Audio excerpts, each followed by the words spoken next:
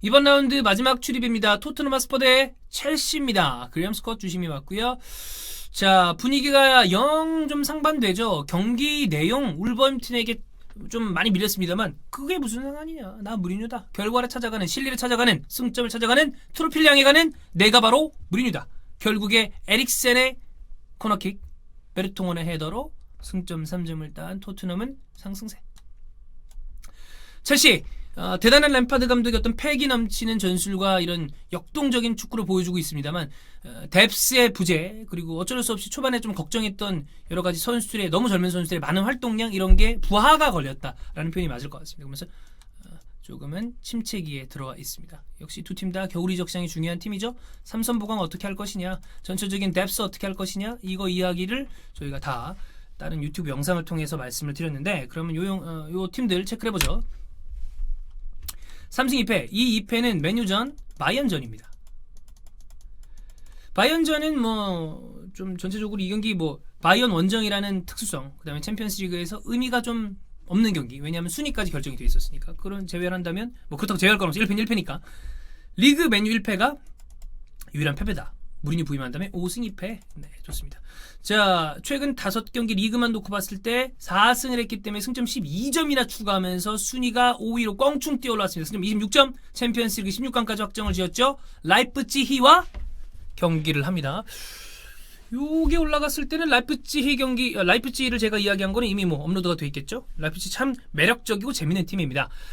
자, 첼시는 최근 5경기 리그 1승 4패 얼마나 좋지 않습니까? 토트넘 대비 역시 리그 5경기 같은 기간에 12점을 추가하잖아. 3점밖에 추가를 못했다. 무려 9점이 따라잡혔다. 그렇기 때문에 두 팀 승점 3점밖에 차이가 나지 않는다. 한 경기입니다. 이 경기에 토트넘이 이긴다. 승점 동률된다. 쉽지 않다. 기록 보겠습니다. 토트넘 최근 리그 첼시 5번 맞대기로 3승 2패 괜찮아요. 네, 근데 이건 다 이제 포체티노 기록이라고 할 수 있겠고요. 최근 리그 4승 1패 맨유. 그 직전에 3승을 하는데 15경기가 필요했습니다. 15경기 3승 6패 얼마나 좋지 않았는지 볼 수 있는 지점이죠. 그러나 무리뉴가 완벽하게 팀을 살려놨다. 어쨌든 무리뉴 효과는 대단하다. 이 이후에 어떻게 될지, 결과 어떻게 될지 아무도 몰라요. 누군가 혹사당하고 이런 거 다 차치하고 어쨌든 지금 보여주는 성적 무리뉴 잘 선임했다 라고 볼 수 있겠습니다. 자, 무리뉴는 인테르와 맨유 감독으로 있으면서 첼시를 홈으로 불러들인 적이 있었던 거죠. 주세페 메아짜 올드 트래포드, 거기서 첼시에게 2승을 거둔 바가 있습니다. 자, 델레알리 첼시에게 강합니다. 리그 4번 맞대기에서 무려 5골을 만들어냈고요. 소니 더 말할 것도 없죠. 경기인데 오타 미안해요. 최근 홈 9경기에서 7골 5개 도움 12개 공격 포인트를 만들어내고 있습니다. 지난 바이언전에 잠깐 나왔을 때, 그 다음에 울버햄튼전에서 약간 지친 느낌이 있었거든요. 손흥민 근데 자기 리듬 잘 찾아가는 선수니까, 네, 이번 경기에서 또 특히나 첼시처럼 라인을 어떻게 나올지 모르겠습니다만 올릴 가능성이 좀 있잖아요. 그런 공간이 넓게 있는 팀에게는 손흥민은 굉장히 강력한 무기이기 때문에, 특히나 지난 시즌 다비드 루이자 조르지뉴를 제쳐내고 만들었던 그 원더골도 상대가 첼시였기 때문에 기분 좋은 기억 가지고 있을 것이다 볼 수 있겠습니다. 자, 토트넘 원정 가서 13경기에서 2승밖에 없다. 그러니까 토트넘 원정을 첼시 입장에서는 좀 까다롭게 생각을 하는 거죠. 런던 더비니까. 네, 쉽지 않습니다. 5무 6패 좋은 성적이 아니죠. 현재 2연패 중이고요. 본머스한테 졌고 그 다음에 웨스트햄한테 졌잖아요. 2015년 11월 이후에 리그 연패는 없다. 3연패는 없다. 그러니까 이때가 이제 무리뉴 안 좋았을 때잖아. 그 이후에는 어쨌든 리그 3연패씩을 하지는 않은 거죠. 2019년에만 15패를 하고 있는데요. 2000년에 15패를 했다고 합니다. 그 이후에 최다패다. 19년 만에. 첼시는 이번 시즌 19년에 좀 여러 가지 부침이 있었잖아요. 결국엔 그래서 사리 감독이 나가고 램파드 감독 좀 경험이 많지 않은 감독이면 팀의 레전드를 데리고 와서, 팀은 지금 저는 이거 우리가 이적 시장, 겨울 이적 시장 예상하면서 얘기했지만 램파드 초과 달성하고 있는 거다. 믿어줘야 된다. 근데 이게 팬들이 좀 많은 팬들이 있잖아요. 어떤 팬들은 조금 지지? 그러면 처음에는 봐줘야죠. 그러다가 조금 마음에 안 들면 이러면서 바로 싫어한다. 참 이 축구 팬들이 마음이 들쭉날쭉해. 다 그래요. 저도 예전에 그랬었던 것 같아요. 자, 부상팀 보겠습니다. 장기 부상자는 그대로 범 요리스. 이 선수는 필요할 데 없어요. 그러니까 이 선수는 실력의 문제가 아니라 이 부상이 참 안타까운데, 그러니까 이게 토트넘 입장에서는 너무 좀 안타까우면서도 라멜라가 있어. 그러니까 선수를 안 사. 근데 못 써. 살라 그니까 또 돌아와. 이게 좀 딜레마거든. 라멜라 본인이 제일 괴롭겠죠. 네. 자, 은돈벨레 사타구니 연말 복귀 가능하다고 얘기하는데 이것도 문제인 게 이 선수가 800억에 가까운 선수예요. 800억 넘나? 하여튼 이런 선수인데 부상으로 이렇게 못 뛰고 있고, 이게 은돈벨레 리옹에서 왔고 니콜라 페페 리레에서 왔는데 이거 뭐 프랑스에서 온 것들이 다 왜 이런지. 네. 은돈벨레가 중요한 점은 무사덴벨레 정도의 수비적인 기여도는 없을지 몰라도 지금 실종된 삼선에서의 배급, 요즘은 토비의 롱패스, 그 다음에 오리의 극단적인 이 오른쪽 그 상단에 위치한 이 위치 비대칭 백스리, 이게 아니면 도대체 빌드업이 안 돼. 그러니까 케인도 내려와야 되고 알리도 내려와야 되잖아. 그걸 방지하기 위해서 은돈벨레 같은 선수, 은돈벨레는 그래도 드리블 전진이 되는 선수니까 주고받으면서 올라가라, 공을 좀 운반을 하자, 이 생각으로 데려온 게 은돈벨레인 것으로 보이는데 영 부상으로 나오지를 못하고 있습니다. 자, 벤 데이비스가 발목 부상입니다. 복귀 일정 미정이고, 이렇게 되면 뭐 눈에 보이듯이 아마도 베르통원, 다빈슨, 뭐 토비 이런 식으로 백포, 그다음에 오른쪽에는 또 오리에지만 구성을 해서 오리를 바짝 올리는 이 3-2-5 같은 전술을 쓸 가능성이 크겠죠. 네. 자, 첼시는 피카요 토모리가 엉덩이 부상인데 복귀는 가능할 것 같고요. 지루는 발목 부상으로 출장을 할 수가 없습니다. 자, 이렇게 선수들이 부상으로 빠지게 되겠습니다. 자, 토트넘이 과연 어떤 전술을 쓸까요? 저는 이게 상대가 첼시기 때문에 그런데, 메뉴전 기억나시나요? 메뉴 원정? 물론 그건 원정이었습니다.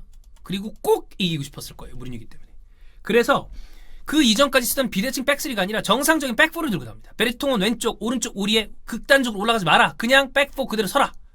그랬는데 이러다 보니까 공격의 빌드업이 안 되는 거야. 상대방은 압박을 세게 들어오고 조직적으로 압박을 하고 공을 뿌려줄 수 있을 만한 공간이 나오지 않으니까. 왜냐면 오리에가 극단적으로 올라가 있으면 그쪽에 일단 공을 보냈거든, 롱킥으로.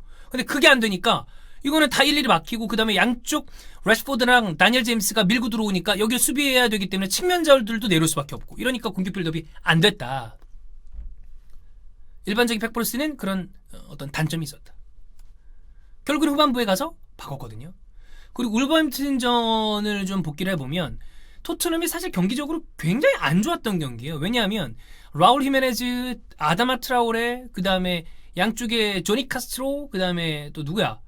하여튼 양쪽 윙백들이 굉장히 압박을 하고, 중원에 무티뉴랑 루벤 네베스 같은 선수들이 촘촘하게 라인을 유지하면서 압박을 강하게 들어가다 보니까 세컨볼 싸움에서 공을 토트넘이 따내는 경우가 거의 없었습니다. 중원에서 공을 잡고 공을 풀어내서 앞으로 보내려고 그러면 중원에서 압박당해서 다이어는 뒤로 빠지고. 그러니까 지금 기본적으로 토트넘은 삼선 문제가 해결이 되지 않으면 에릭센이 나간다는 이야기를 이렇게 하고 있고, 삼선에서 공 배급을 제대로 해줄 수 없는 상황. 이거는 델레알리가 내려와야 되는데 지금 당장 무리뉴 입장에서 델레알리를 내린다?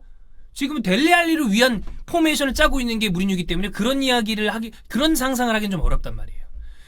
그래서 과연 똑같이 비대칭으로 나와서 조금의 어떤 이 리스크를 감수해야 되지만, 측면에 대한 리스크를 감수해야 되지만, 그래도 공격을 위해서 비대칭을 쓸 것이냐, 아니면 공격을 좀 포기하더라도 안정적으로 일반적인 백포를 갈 것이냐, 이게 궁금한데,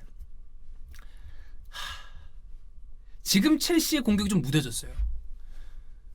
메이슨 마운트 처음에 좋았던 거, 메이슨 마운트는 좀 왔다 갔다 하고 포지션에 따라도 좀 그게 있고, 그 다음에 이 허다슨 오도이, 이 선수 어린 친구가 약간 병장 축구를 하는 느낌이 좀 더 뛰어야 될 것 같고, 윌리안 왔다 갔다 하죠.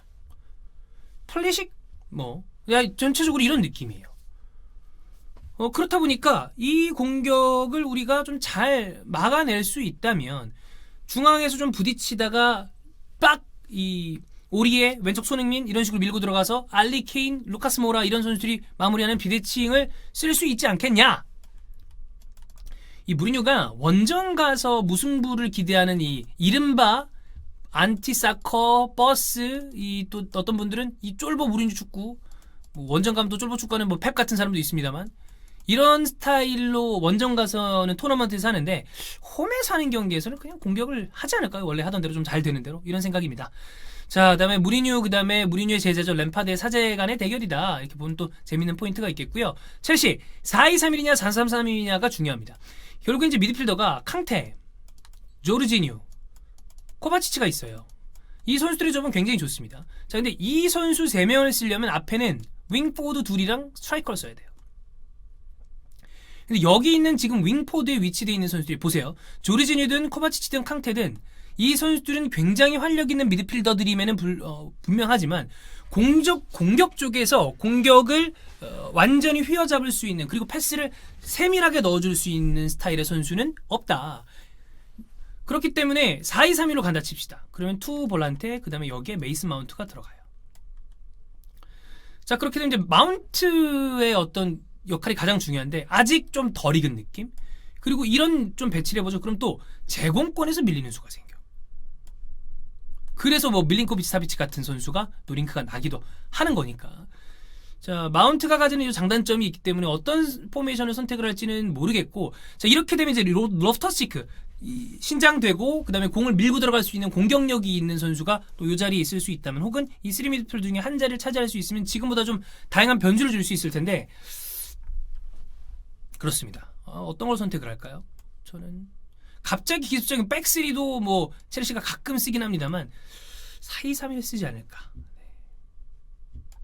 마운트가 중앙에 있고 플리식, 윌리안, 테미 아브라함, 그 다음에 저는 이 경기에서 조르지뉴 코바치치로 좀 경기를 풀어갈 수 있을 것 같거든요.